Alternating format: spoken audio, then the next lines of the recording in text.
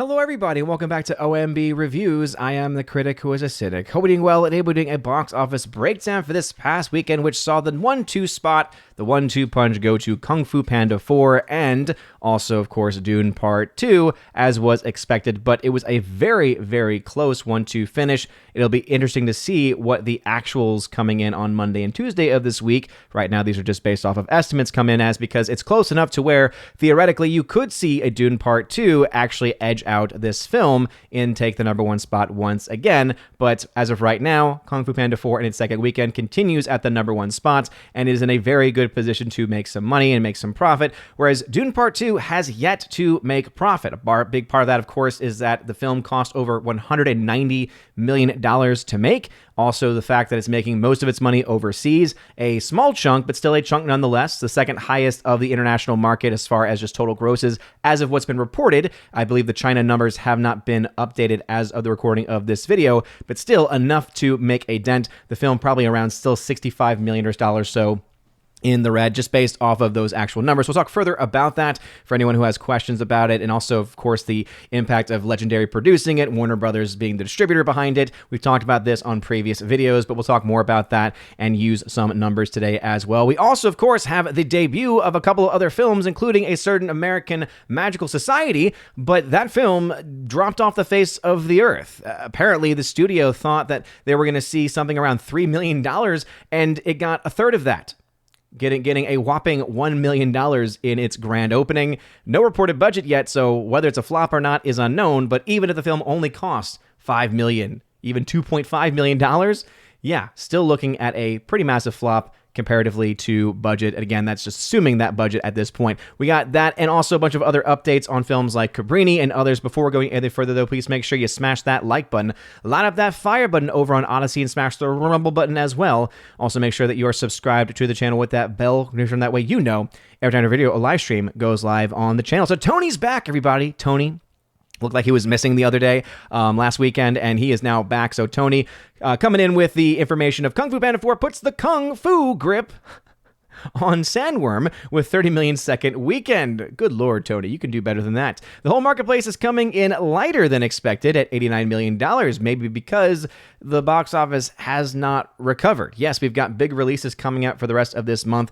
starting next week with the next Ghostbusters movie, and then the week after that with the next Monsterverse film, but even though they might have strong openings, they're not going to be able to bring enough people back to the box office with especially the types of budget these films are seeing. It's already bad enough that the box office all around is pretty low, especially comparatively to back in 2019's numbers and even before that, because it was already trending downward.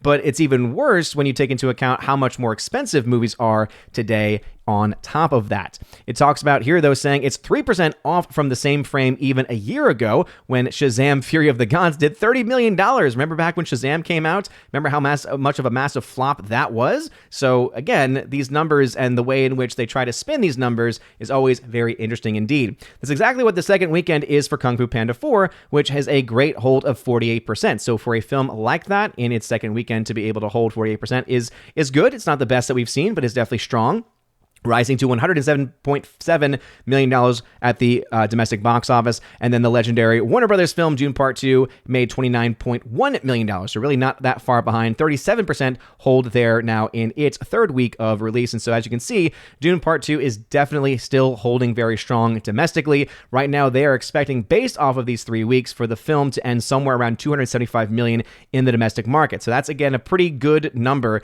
But if a lot of the money is going to be coming from overseas, that could potentially in the future end up being a bit of a problem. We still have a little ways to go. I do think that the film will be able to make its money back, will be able to show some profit based off of the metrics, based off of what we typically use as a historical standard, but we still also need to actually see and wait for those numbers to come out. What's also great about this is it does mention here, Focus features the American Society of Magical. You know what? $1.25 million is the third bust for Uni's art house level in the wake of Lisa Frankenstein, which looks rich by comparison with a $3.7 million opening, nearly $10 million gross.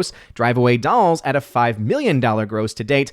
In the case of Lisa Frankenstein, we know the budget, and yeah, this is definitely not a win for them. Not a big loss, but still not a big win either. And Drive Away Dolls, they still have not reported a budget yet for, so take that for what it is. But it is funny that they were thinking the film would get upwards of $3 million, probably because they looked at the opening for Lisa Frankenstein, maybe thought, hey, this is the kind of, it seems, the ceiling for these kinds of movies. But yeah, here comes the American Society. I'm pretty sure at 1.2 million, almost the entire audience, it seems, would have been made up of YouTubers who were wanting to go see the film just to see how much of a train wreck it was so that they could then review it. It honestly seems like that's the case, especially on the reports that the people who have seen these movies, the people that are reviewing these films, have talked about there being empty theaters with maybe one or two other people in there. And who knows, maybe those could have also been some other YouTubers. Looking at the chart over at thenumbers.com for the domestics, we see Kung Fu Panda 4 in the second week of release dropping only that 48% and also increasing by 32 screens, getting around 7,300 per theater. Dune Part 2, I was going to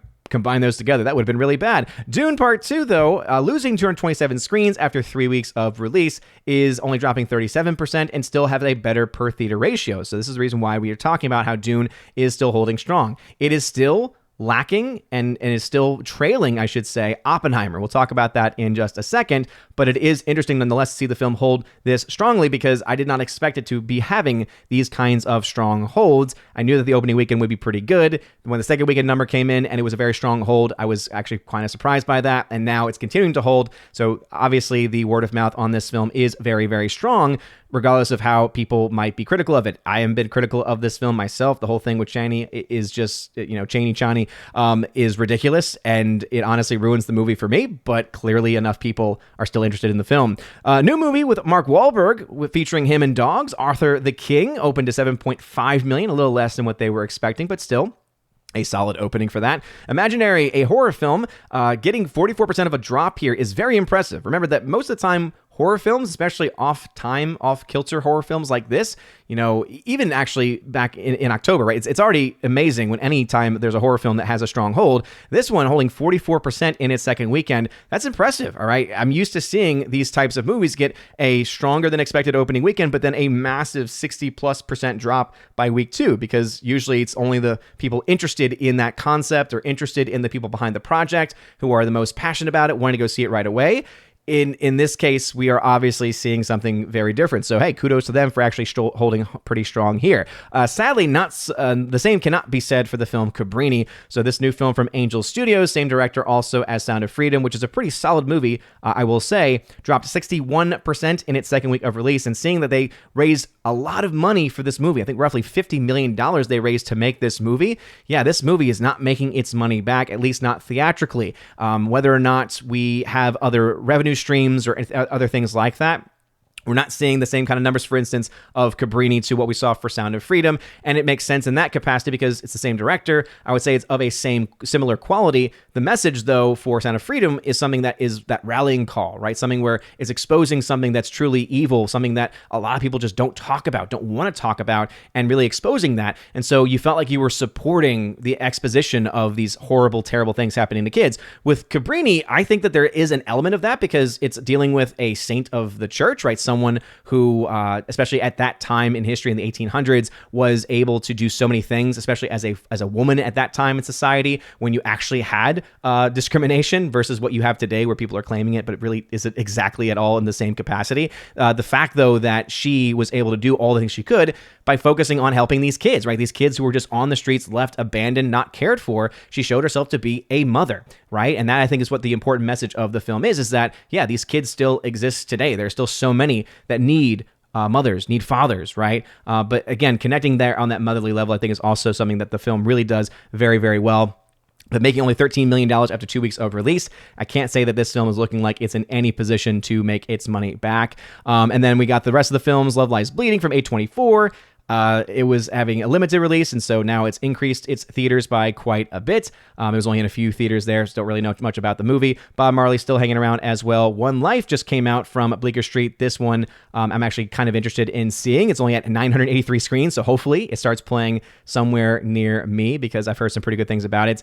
Surprisingly, American Society of Blank actually got into the top 10, but really with not that much of an impressive feat there, not really impressive numbers. And then 4 weeks out, Ordinary Angels is donezo, 570 screens. It's lost at this point, dropping another 50%. So this film is going to be at negative, below $1 million by next weekend.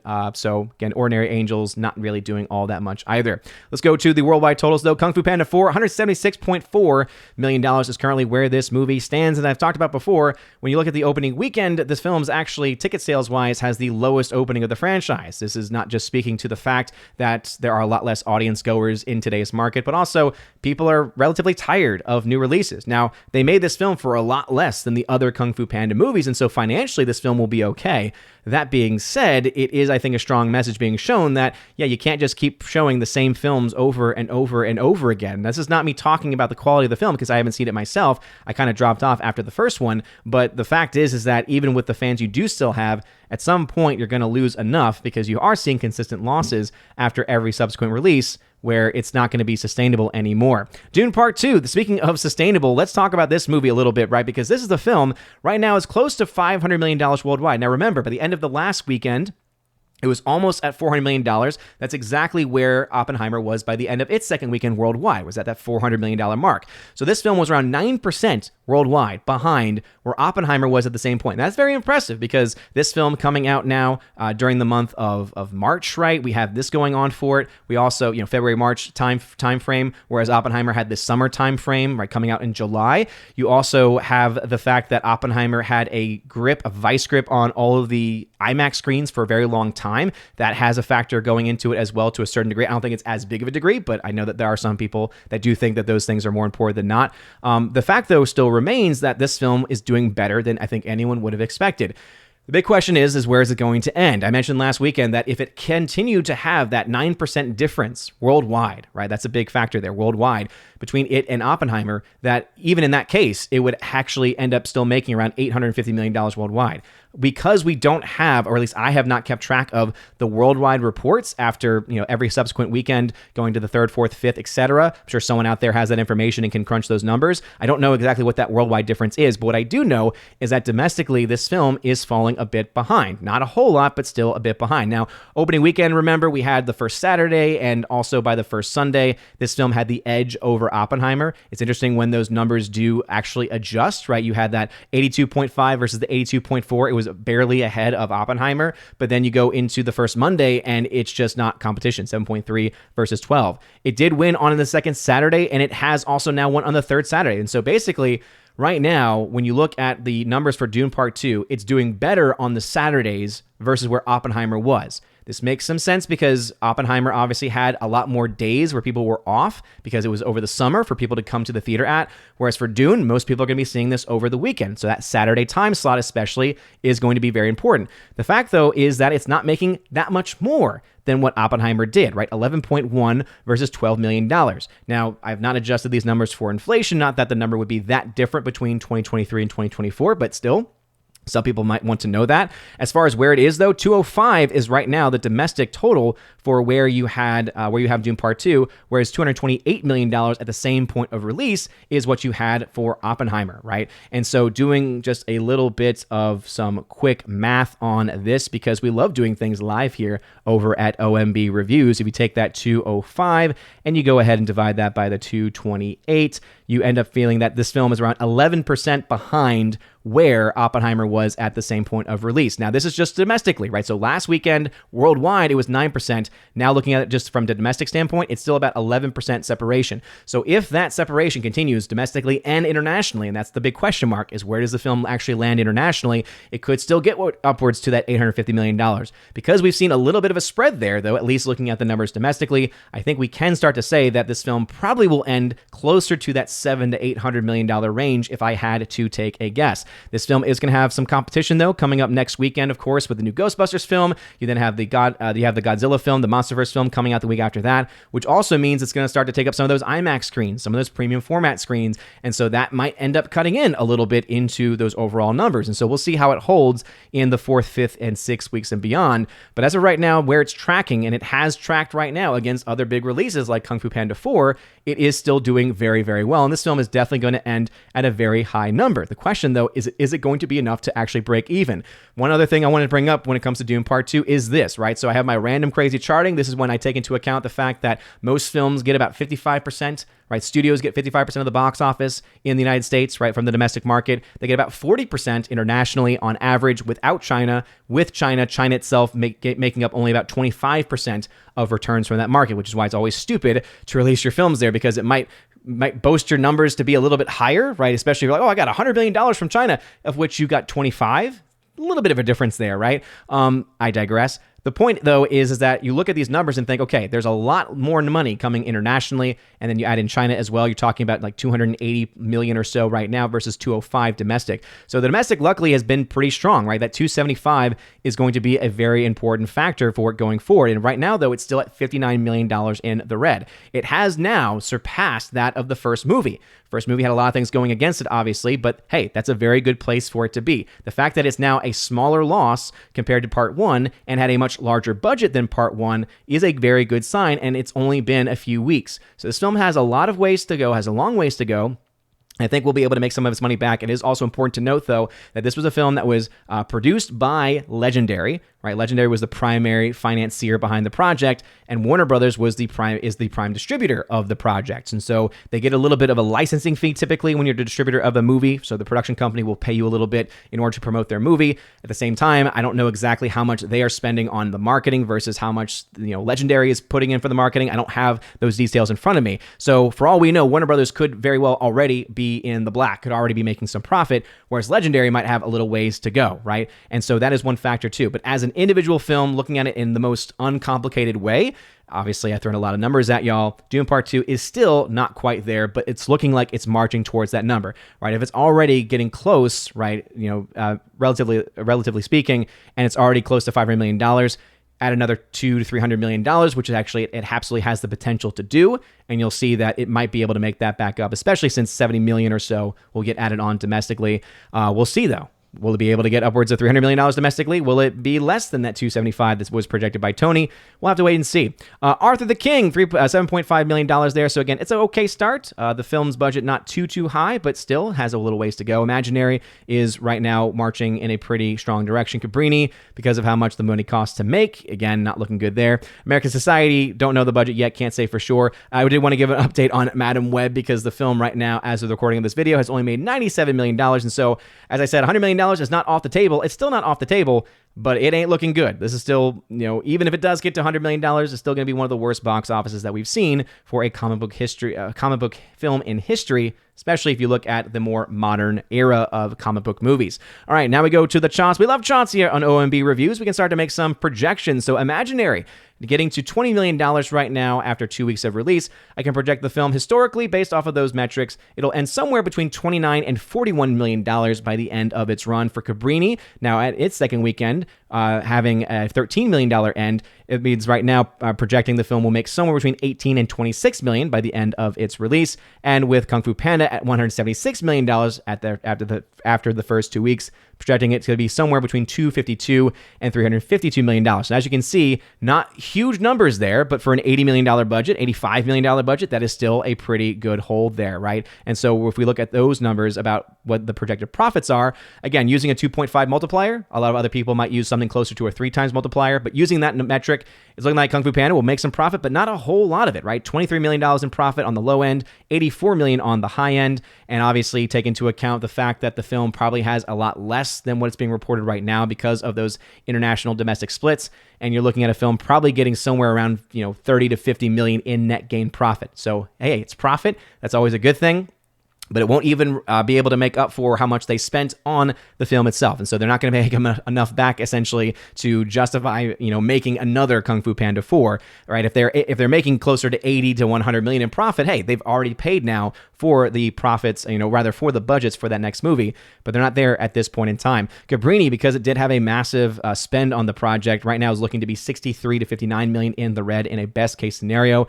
Not a good look for this movie. Imaginary at $27 million is the break-even point. Right now, it's projected to make somewhere between around 1.3 to 8.4 million. So even though it's had some pretty strong holds, and it looks like if these holds continue, it might actually be a chart breaker. It might make more than the historical standard, it's still looking at maybe closer to $8 to $10 million in net gain profits. So, hey, enough to justify its own existence, enough even to potentially pay for another film in the future. But again, this is where currently the film stands at this point. $19 million budget for Arthur the King after one weekend at 7.5. It means it's $24 million in the red. And as you can see, still has a ways to go. And with more films coming out, haven't heard a whole lot about Arthur the King either. I'm sure it's fine. But because it doesn't have a lot of strong word of mouth, it's not looking like that film will be in a good position either. Some other updates, as you can see, right, that $494 for Dune Part 2. Right now, again, on paper, right, if you take into account just the 2.5, the very conservative break-even point, then it arguably has made its money back at $11.8 million. But if we remind ourselves that that's with a typical release and not when you have a vast majority coming instead from the international marketplace, that's the reason why this film actually has a much larger way to go. This is also why it's important to note always, right, that separation does absolutely exist. Ordinary Angels, as I mentioned, is not looking that great. Drywall Dolls, there's no number for $91 million in the red still for Madam Web. But hey, 1 times its budget. Good for you, Madam Web. Still not enough, but those are the numbers currently. Bob Marley also getting close to breaking even, but just not quite there at this point. And let me see if I can update these numbers in my chart. So these are the first 2 weeks compared to where it currently is. And as you can see, a lot of these films tend to fall into that historical standard, as I have mentioned in previous videos, right? So 70% of the 70% of the box office came in the first 2 weeks of release. In this case, a chart breaker in the negative would be Lisa Frankenstein, getting 77%, but also that's one where it's been hard to get that one auto updating. Looks like it has auto-updated, which is a good thing, but still, we're looking at some of these films, chart breakers in the negative direction, whereas a film like Anyone But You, 14% of its total box office within the first 2 weeks, meaning it made over 85% in the latter part of its release. Very impressive, 8.6 times its budget. So right now, those are the numbers as they stand with some updates. What are y'all's thoughts about this? Have you seen Arthur the King? Have you seen The American Society?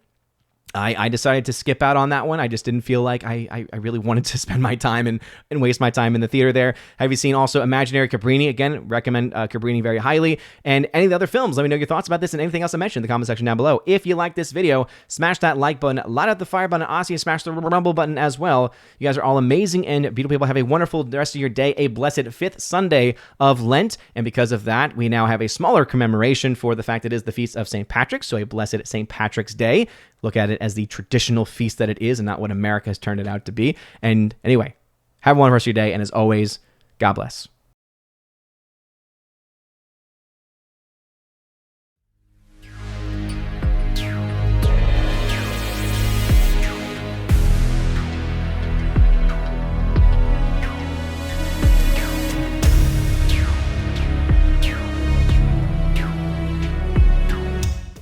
And now for a huge shout out to all of my Chosen of Valhalla members for the month of March, starting off with Father Luca Illich, Rosetta Allen, check out her YouTube channel being Eagle Rider. Miss Mon Muses, check out her YouTube channel as well by the same name. Matt317, check out his Twitch channel by the same name. Mr. Roy and the K-Man, check out the K-Man's website at xtheboundaries.co. If you want your name shouted out at the end of every live stream and video, or if you want your name listed at the end of every live stream and video, make sure to check out the top link in the video description on how you can find out where to join on Patreon, Subscribestar, YouTube channel memberships, pretty much anywhere that you can think of that you would have as a mainstream source to be able to support the channel. You have the means to do so, and you get also special perks like having access to an exclusive podcast I do every single month, access to a giveaways channel that I host on my Discord channel, and also, of course, the ability to have your channel shouted out at the end of every single live stream. You guys are all amazing and beautiful people. Have a wonderful rest of your day,